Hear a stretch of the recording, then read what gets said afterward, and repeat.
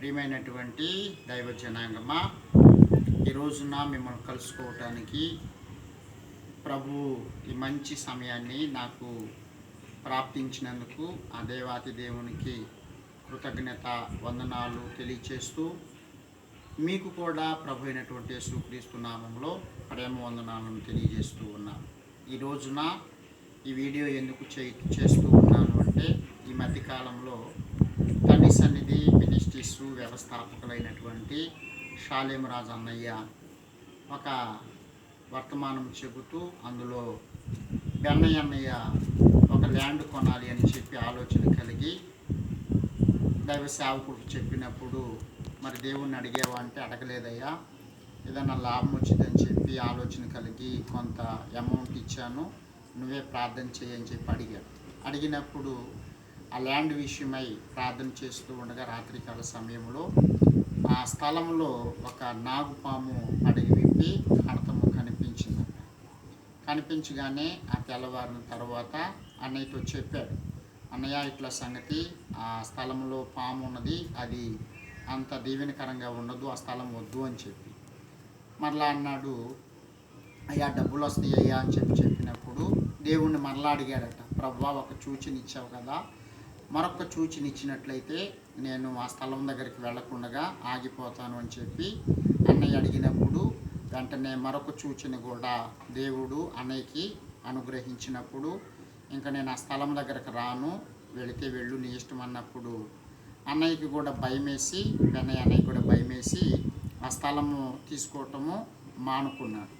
ఎందుకు అంటే ఆ స్థలము కొన్ని రోజులకి తెలంగాణ ఉద్యమము ప్రారంభించబడి లాక్డౌన్ ప్రారంభించబడింది.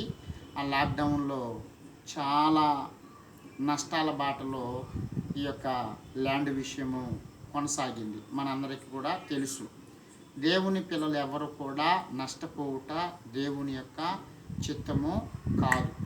కనుక దేవుడు ముందుగానే అది వినండి, ముఖాముఖిగా కనిపించి మీ సహోదరుడు మరి అక్కడ ఒక ల్యాండ్ కొనబోతున్నాడు, దాన్ని కొనవద్దా అని ఒక సూచనగా చెప్పాడంట. మీకు తెలుసా, దర్శనము అంటే పౌలుకు దర్శనం అందు ప్రభు కనిపించాడు, మాట్లాడాడు. దర్శనం అంటే ముఖాముఖిగా. మళ్ళీ ఈయనకు ఆ దర్శనం వచ్చాడు.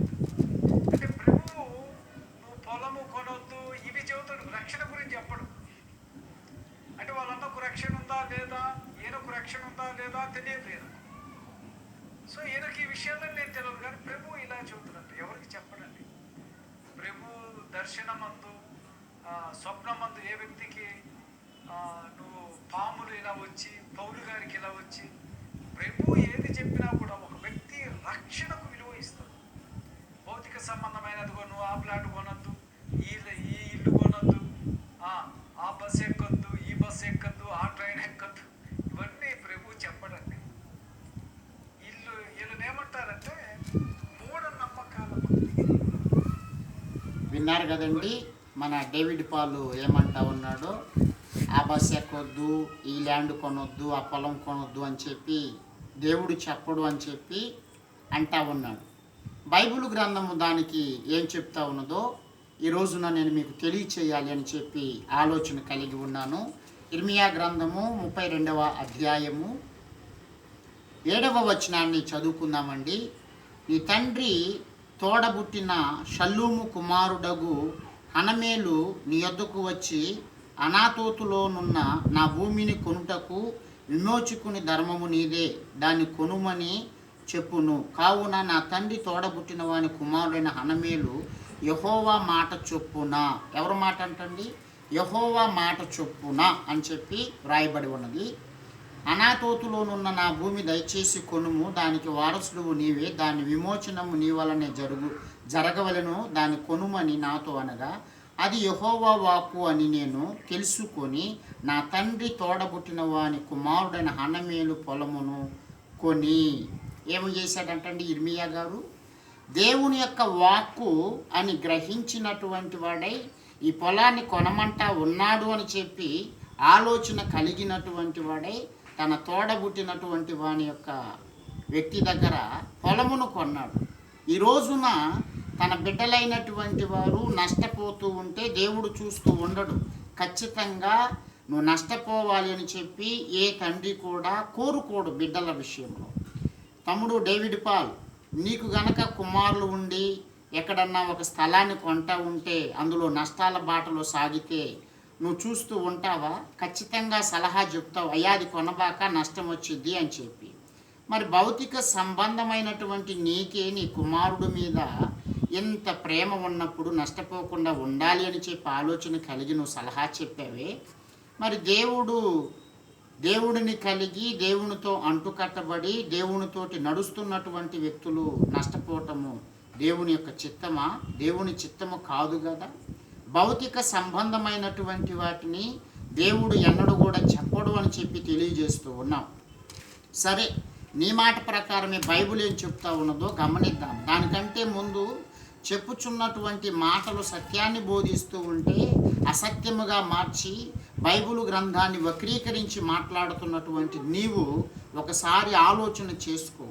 నీ యొక్క డొల్లతనం ఏంటో ప్రజలు కూడా గ్రహిస్తూ ఉన్నారు. దానిని మర్చిపోబాక. నీకు బైబిల్ గ్రంథము తెలియదు అని చెప్పి నీకు నీవే చెప్పుకుంటూ ప్రజలకు నువ్వు కనబరుచుకుంటూ ఉన్నావు. చూడు, బైబిల్ ఇచ్చినటువంటి దేవుడు ఇచ్చినటువంటి పరిశుద్ధ గ్రంథములో నుండి 1వ అధ్యాయము 10వ వచనములో యోబు గ్రంథము ఈ రీతిగా మాట్లాడుతూ ఉన్నది. సాతాన్ అంటా ఉన్నాడు, ఎవరితోటి?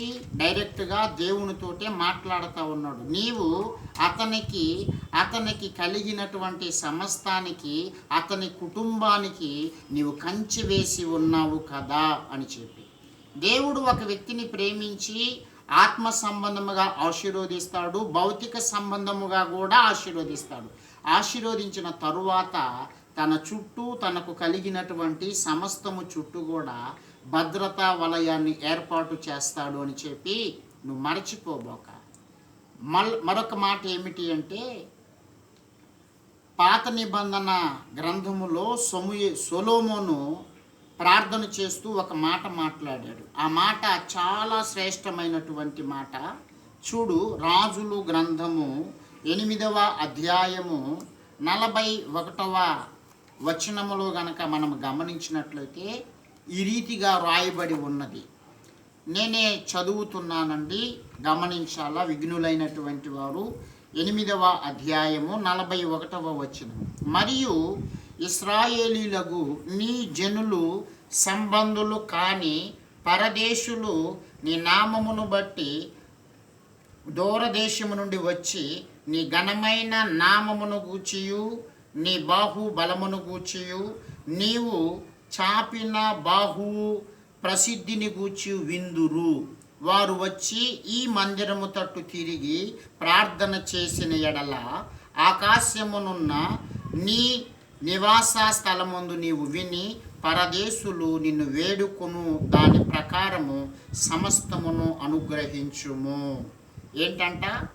ఇశ్రాయేలు సంబంధులు కానటువంటి వ్యక్తులు సైతము వచ్చి ప్రార్థన చేసినప్పుడు ఆ ప్రార్థన ఆలకించి వారు ఏ ప్రార్థన అయితే చేశారో ఆ ప్రార్థనకు ప్రతిఫలాన్ని అనుగ్రహించు దేవా అని చెప్పి ప్రార్థన చేశారు సొలొమోను చేసినటువంటి ప్రార్థన దేవునికి ఇష్టముగా ఉన్నది కనుక ఇదిగో నీవు చేసినటువంటి ప్రార్థన నేను అంగీకరిస్తూ ఉన్నాను అని చెప్పి దేవుడే సాక్ష్యమిస్తూ ఉన్నాడు. ఈ రోజున షాలేమన్నకు వచ్చినటువంటి ఆ దర్శనాలు కానీ ఆ కళలు కానీ అవి లేఖనానుసారముగా ఖచ్చితంగా ఉన్నవి, సూచనలు లేవు, దర్శనాలు లేవు అంటూ ఉన్నాం. మోషే భక్తుడిని ఇశ్రాయేలు ప్రజలను తీసుకొని రావటానికి ఐగుప్తు దేశంలోనికి పంపించే ముందు దేవుడు కొన్ని సూచనలు ఇచ్చాడు. ఇదిగో నేను నిన్ను పంపుచూ ఉన్నానని ఈ మొదటి సూచనను బట్టి వారు తెలుసుకుంటారు. ఒకవేళ వారు గనక లోబడకపోతే ఈ రెండవ సూచన కూడా చెయ్యి అని చెప్పి దేవుడే తన దాసుడికి తెలియచేశాడు. 3వ అధ్యాయము నిర్గమాకాండము 12వ వచనములో ఈ మాటలో రాయబడి ఉన్నవి. కనుక దర్శనాలు ఉన్నవి, ఆ తరువాత కళలు కూడా ఉన్నవి. వస్తున్నటువంటి దర్శనాలు సత్యమే, బైబిల్ గ్రంథమును బట్టే దేవుని యొక్క సేవకుడు దేవునితో అంటుకట్టబడి ఉన్నాడు కనుకనే ఆ దర్శనాన్ని చూపించి నా పిల్లలైనటువంటి వారు ఎక్కడ కూడా నష్టపోకూడదు అని చెప్పేసేసి దర్శనాన్ని చూపించి తన పిల్లలను సేవ్ చేసుకుంటాడు. మొట్టమొదటిగా దీనిని నీవు గ్రహించాలి అని చెప్పి నీకు తెలియచేస్తూ ఉన్నాను. బేసిక్ బైబుల్ తెలియదు అని చెప్పి మాటికి మాట్లాడుతూ ఉన్నావు. అసలు నీకు తెలుసో తెలియదో ఒకసారి నీకు నీవే ఆలోచన చేసుకో. ప్రజలందరూ కూడా నువ్వు చెప్పుచున్నటువంటి మాటలు, నువ్వు చేస్తున్నటువంటి వీడియోలు చూస్తూ ఉన్నారు. ఆ తర్వాత సత్యాన్ని అనుసరించి నడుస్తున్నటువంటి దర్శనము కలిగి ప్రత్యక్షత కలిగినటువంటి దైవ సేవకులు చేస్తున్నటువంటి ఈ యొక్క వీడియోలు కూడా చూస్తూ ఉన్నారు. ఒకసారి ఆలోచన చేసుకోవాలని చెప్పి ప్రభు ప్రేమను బట్టి నీకు తెలియచేస్తూ ఈ వక్రీకరణ తొలగించి ప్రజలను మోసములోనికి నడిపించకుండా ఉండాలి అని చెప్పి నేను నీకు తెలియచేస్తూ ఉన్నాను. దేవుడి మాటలు మన హృదయ వినికిల్లో దీవించును గాక. ఆమేన్.